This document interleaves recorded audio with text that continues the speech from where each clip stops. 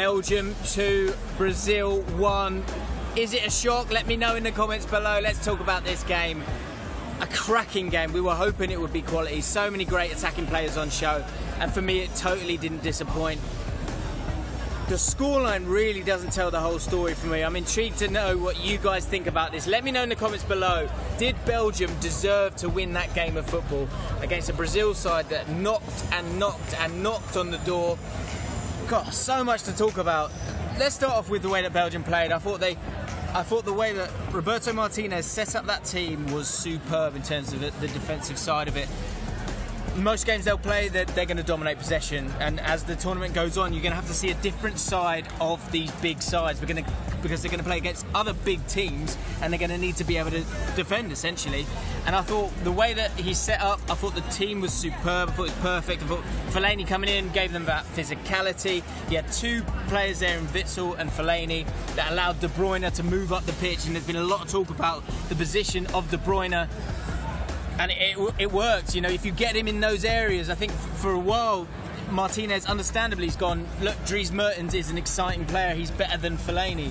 But the sum of the parts were better today because it allowed you to get De Bruyne up the pitch, and that second goal was just pure De Bruyne. Such a clean strike, and it got them that 2-0 lead. And then after that, I think actually throughout the game, to be fair, the way that they defended, two banks of four, and playing, the back three, two banks of four essentially, or back five almost, when you've got Meunier and Chadli who came in and I thought did well. And then they were narrow. They were really, really narrow, which meant that Brazil didn't counter-attack at the same pace that Belgium were able to. And the amount of times from the first minute to the last minute where the ball was in the final third for Brazil, they were able to move through the different areas of the pitch quite easily. But that final third, they weren't able to get through it because they kept wanting to come inside. They didn't really want to go around.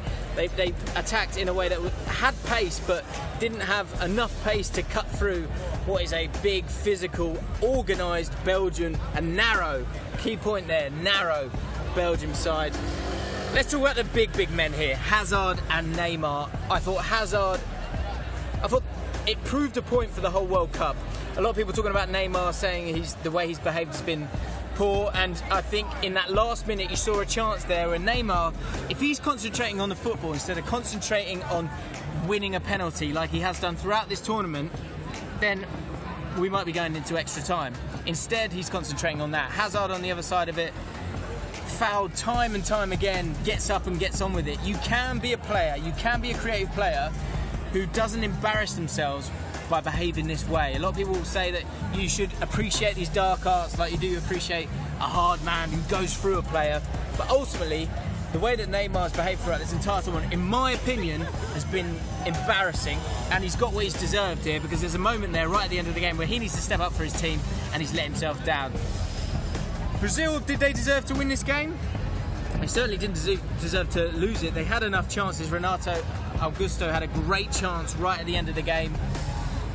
But Belgium got the job done. That's what's going to happen in this tournament. Organised sides with strong defences will get you there, and then it's going to be down to those moments. And if you've got a striker who can score you goals, or if you've got someone who can make the difference, like De Bruyne getting that second goal for Belgium, then you've got a huge chance of winning this tournament. Brazil go out, massive shock. Belgium go through to the semi-finals for the first time since 1986. Let me know your thoughts in the comments below. I'm going to be doing another reaction video on my channel, James Lawrence Alcott, with Craig from Great Touch for Big Lad. So go and check that out. But most importantly, subscribe to Ball Street for all your World Cup needs. I'll see you soon.